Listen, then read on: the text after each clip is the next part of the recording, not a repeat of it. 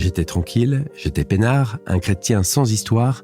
Je pensais suivre Jésus à mon rythme, et puis Dieu m'a surpris. Un appel, un tournant, une invitation à changer, là où je ne m'y attendais pas. Et toi, es-tu prêt à te laisser déplacer par Dieu ? Cette année, pour le Carême, l'application YouPray te propose une retraite sur le thème « La conversion là où tu ne l'attends pas ». Alors télécharge dès maintenant l'application YouPray et découvre une nouvelle façon d'être accompagné dans ta vie spirituelle.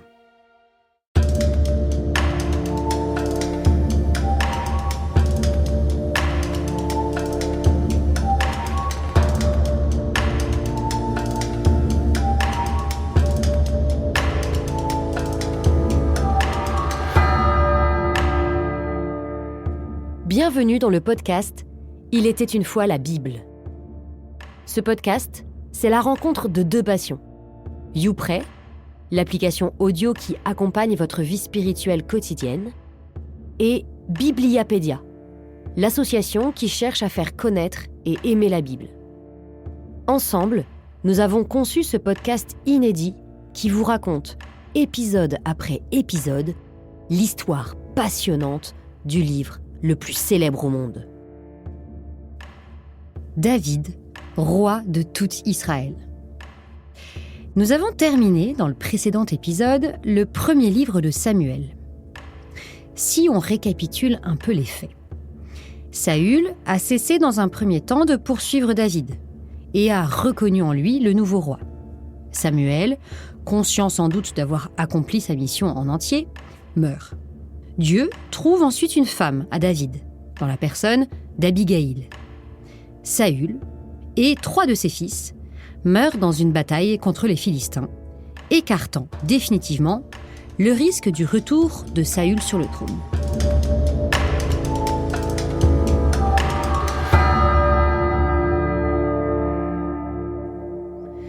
Nous commençons aujourd'hui le premier chapitre du 2e livre de Samuel. Et en réalité, les 2 livres de Samuel sont vraiment comme les 2 tomes d'un même livre. On va continuer l'histoire exactement là où elle s'était arrêtée. Tout d'abord, il faut que David apprenne la mort de Saül. Écoutez. Un homme arriva du camp de Saül, les vêtements déchirés et la tête couverte de poussière. En arrivant auprès de David, il se jeta à terre et se prosterna. David lui demanda « D'où viens-tu donc » Il lui répondit « Je me suis échappé du camp d'Israël. » David lui dit « Que s'est-il passé ? Raconte-le-moi » L'homme répondit « Le peuple s'est enfui du champ de bataille. Beaucoup d'entre eux sont tombés et sont morts. Et même Saül et son fils Jonathan sont morts. » Alors bien sûr, d'un côté, c'est une bonne nouvelle, car il va enfin pouvoir devenir roi et remplir la mission que Dieu lui a confiée. Mais de l'autre, le Messie, le chef d'Israël, est mort. Et on a vu comme David était respectueux du Messie. Alors David déchira ses vêtements, et tous les hommes qui étaient avec lui firent de même. Ils se lamentèrent, pleurèrent et jeûnèrent jusqu'au soir. À cause de Saül et de son fils Jonathan, à cause du peuple du Seigneur et de la maison d'Israël, parce qu'ils étaient tombés par l'épée. Alors, David chanta cette lamentation sur Saül et sur son fils Jonathan. C'est le chant de l'arc. Vous vous demandez peut-être pourquoi on l'appelle le chant de l'arc. Probablement parce que l'arc était l'arme préférée de Jonathan. En effet, même si le chant célèbre à la fois Saül et Jonathan, David exprime surtout sa tristesse d'avoir perdu son meilleur ami. Alors, nous n'allons pas lire ce chant de l'arc, mais je vous propose d'aller le lire par vous-même au chapitre 1er du 2e livre de Samuel, et ça va des versets 19 au verset 27. On passe donc au chapitre 2 directement. La mort de Saül et de ses fils a été sincèrement pleurée. Il est maintenant temps pour David de devenir roi. Voici ce qui arriva ensuite. David consulta le Seigneur. « Dois-je monter dans l'une des villes de Juda ?» Le Seigneur lui dit « Monte !» David demanda « Où dois-je monter ?» Et le Seigneur dit « À Hébron ». En effet, David veut devenir roi de tout Israël, mais pour l'instant, beaucoup ne voient en lui que l'ennemi de Saül. Nous, on sait qu'il est choisi par Dieu. Mais côté israélite, sa réputation est encore à refaire. Alors, David décide de jouer la carte locale et commence par sa propre tribu. Et quoi de mieux qu'Hébron, ville des patriarches, pour montrer qu'il marche dans les pas de ses illustres ancêtres. David y monta. Alors les hommes de Juda vinrent à Hébron, où ils donnèrent l'onction à David comme roi sur la maison de Juda. Voilà donc David, roi de Juda, avec Hébron comme capitale. À la première onction, reçue jadis de Samuel, s'ajoute une nouvelle onction reçue des hommes. Et les deux sont complémentaires. C'est la première étape, indispensable, mais relativement facile. Je vous passe les nombreux chapitres parlant de la succession de Saül, qui n'avait pas 3 mais 4 fils, et dont le dernier, Ish-Boshet, donnera du fil à retordre à David. Voyons plutôt comment toutes les tribus, à la suite de celles de Juda, viennent elles aussi reconnaître David. On est au chapitre 5 du second livre de Samuel. Alors, toutes les tribus d'Israël vinrent trouver David à Hébron et lui dirent « Vois, nous sommes de tes os et de ta chair. » Le roi David fit alliance avec eux à Hébron devant le Seigneur. Ils donnèrent l'onction à David pour le faire roi sur Israël. Il avait 30 ans quand il devint roi, et il régna 40 ans. À Hébron, il régna sur Juda pendant 7 ans et demi. Et à Jérusalem, il régna 33 ans, à la fois sur Israël et sur Juda. Donc David régna au total 40 ans, d'abord sur Juda, puis sur tout Israël. En fait, au début, la capitale n'était pas Jérusalem, mais Gibéa. Et Jérusalem était encore cananéenne. Ce détail prépare justement le récit de la conquête qui fera de Jérusalem la capitale du royaume. Le roi, avec ses hommes, marcha sur Jérusalem contre les habitants de la région, les Jébuséens. La ville appelée Jérusalem s'appelait en réalité à l'époque Jébu, du nom de ses habitants. Elle se trouvait à la frontière des tribus de Benjamin, c'est-à-dire côté de Saül, et de Juda, qui est la tribu de David. En choisissant cette ville, David montrait qu'il était le roi de tous, unifiant les deux camps. Et surtout, s'il parvenait à conquérir cette forteresse imprenable, son prestige serait immense. On lui dit « Tu n'entreras pas ici. Des aveugles et des boiteux suffiraient à te repousser. » Mais David s'empara de la forteresse de Sion.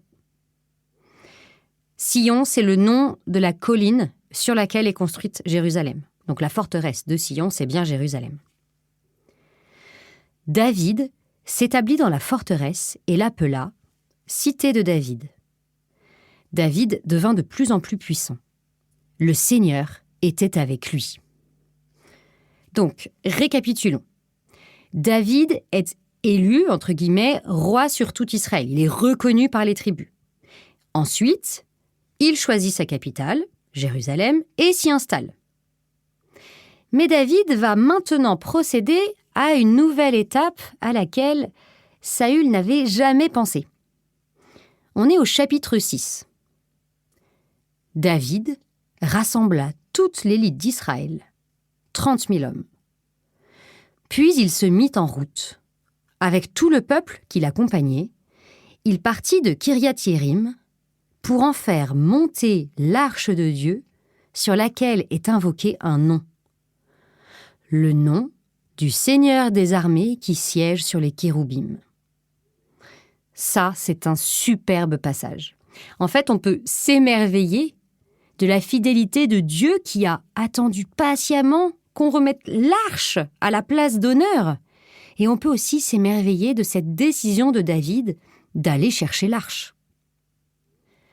On chargea l'arche de Dieu sur un chariot neuf et on l'emmena depuis la maison d'Abinadab, située sur la colline. David partit alors et fit monter l'arche de Dieu jusqu'à la cité de David, au milieu des cris de joie. David, vêtu d'un pagne de lin, dansait devant le Seigneur en tournoyant de toutes ses forces. David et tout le peuple d'Israël amenèrent donc l'arche du Seigneur et l'installèrent au milieu de la tente que David avait dressée pour elle. Puis il offrit devant le Seigneur des holocaustes et des sacrifices de paix. Il fit une distribution à tout le peuple. Pour chacun, une galette de pain, un morceau de rôti et un gâteau de raisin. Ensuite, tout le monde s'en retourna chez soi. Ça ressemble un peu à un repas de communion. Mais est-ce que tout est bien qui finit bien ? Pour David, il ne suffit pas que l'arche soit à Jérusalem. Il faut faire mieux pour honorer le Seigneur. Écoutez ce qui se passe au chapitre 7. Le roi habitait enfin dans sa maison.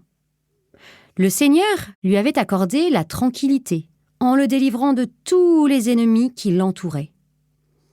Le roi dit alors au prophète Nathan : « Regarde, j'habite dans une maison de cèdre, et l'arche de Dieu habite sous un abri de toile. » Nathan répondit au roi : « Tout ce que tu as l'intention de faire, fais-le, car le Seigneur est avec toi. »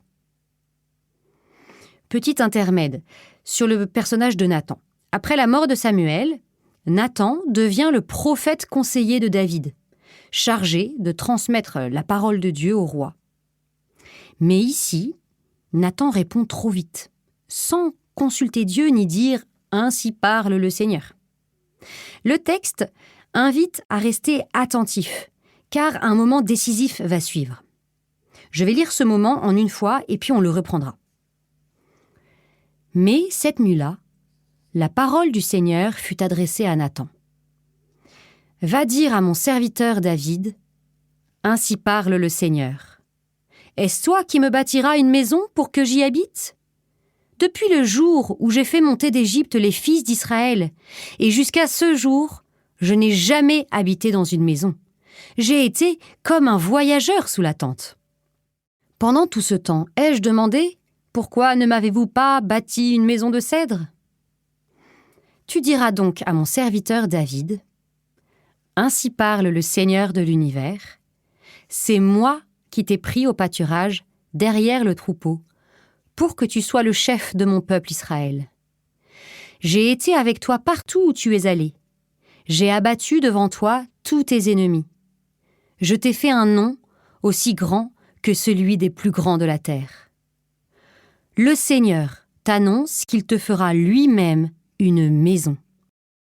Quand tu reposeras auprès de tes pères, je te susciterai dans ta descendance un successeur. C'est lui qui bâtira une maison pour mon nom. Ta maison et ta royauté subsisteront pour toujours. » Toutes ces paroles, toute cette vision, Nathan les rapporta fidèlement à David. Alors reprenons. D'abord, Dieu commence par remettre gentiment David à sa place. Bon, c'est très aimable de vouloir me construire une maison, mon cher David, mais si j'en avais voulu une, je l'aurais demandé. Ensuite, le texte souligne que l'homme a ses propres idées, mais que Dieu demande avant tout la confiance. Avec humour, Dieu dit à David qu'il a bien un projet de maison, mais pas celui auquel David pense. Car le mot « maison » peut vouloir dire deux choses. Bâtiment, mais aussi famille ou dynastie. Dieu annonce ici qu'il établira un successeur à David. En effet, le fils de David, Salomon, bâtira le temple. Mais ce successeur sera aussi la véritable demeure de Dieu.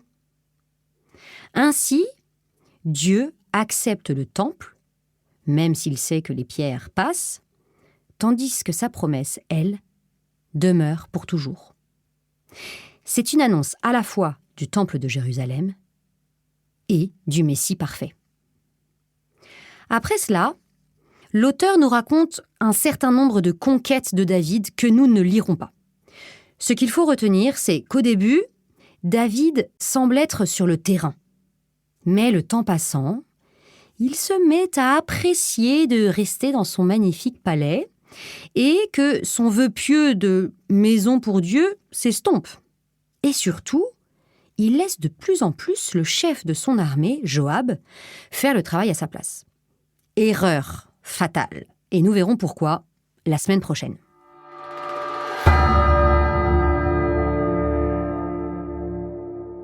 Un grand merci d'avoir écouté cet épisode jusqu'au bout. S'il vous a plu, n'hésitez pas à partager ce contenu et à vous abonner. À bientôt!